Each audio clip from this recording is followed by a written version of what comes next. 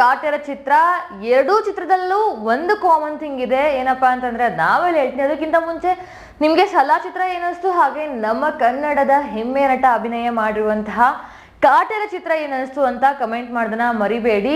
ಜೊತೆಗೆ ಏನಪ್ಪಾ ಅಂದ್ರೆ ಎರಡೂ ಸಿನಿಮಾದಲ್ಲಿ ಒಂದು ಸರ್ವೇ ಸಾಮಾನ್ಯ ಅಥವಾ ಸಾಮಾನ್ಯ ವಿಚಾರ, ಎರಡೂದ್ರಲ್ಲೂ ಕಾಮನ್ ವಿಚಾರ ಯಾವುದು ಅಂದ್ರೆ ಒಂದು ಕಾಟೇರಮ್ಮ. ಸೊ ಕಾಟೇರಮ್ಮ ನಿಮ್ಗೆ ಸಲಾ ಚಿತ್ರದಲ್ಲೂ ನೋಡೋದಕ್ಕೆ ಸಿಗ್ತಾರೆ, ಹಾಗೆ ನಮ್ಮ ಕಾಟೇರ ಚಿತ್ರದಲ್ಲೂ ಸಹ ನೋಡೋದಕ್ಕೆ ಸಿಗ್ತಾರೆ.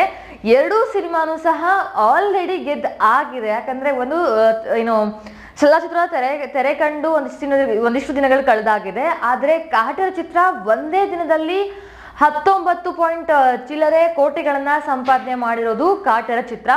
ಸೊ ಎರಡೂ ಚಿತ್ರದಲ್ಲಿ ಕಾಟೇರಮ್ಮ ದೇವಿಯ ಒಂದು ಸೀನ್ಸ್ ಇರೋದ್ರಿಂದ ಜನ ಹೇಳ್ತಿರೋದು ಈ ಚಿತ್ರ ಗೆಲ್ಲೋದಕ್ಕೆ ಎಲ್ಲೋ ಒಂದ್ ಕಡೆ ಕಾಟೇರಮ್ಮನ ಆಶೀರ್ವಾದನೂ ಸಹ ಕಾರಣ ಆಯಿತು ಅಂತ.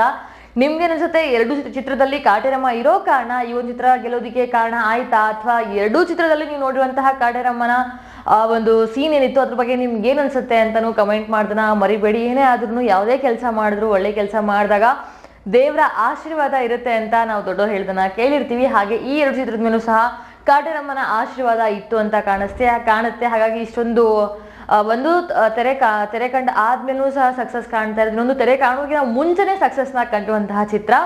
ಏನೇ ಆದ್ರೂ ಎಲ್ಲಾ ಚಿತ್ರರಂಗಕ್ಕೂ ಹಾಗೂ ಎಲ್ಲ ಸಿನಿಮಾ ನಟರಿಗೂ ಸಹ ಬೆಸ್ಟ್ ಆಫ್ ಲಕ್ಸ್. ಮುಂದೆ ಬರುವಂತಹ ಎಲ್ಲ ಚಿತ್ರಗಳನ್ನ ಕನ್ನಡಿಗರಿಗಾಗಿರ್ಲಿ ಅಥವಾ ಬೇರೆ ಯಾವುದೇ ವೀಕ್ಷಕರಿಗಾಗಿರ್ಲೂ ಸಹ ರಸದೌತಣ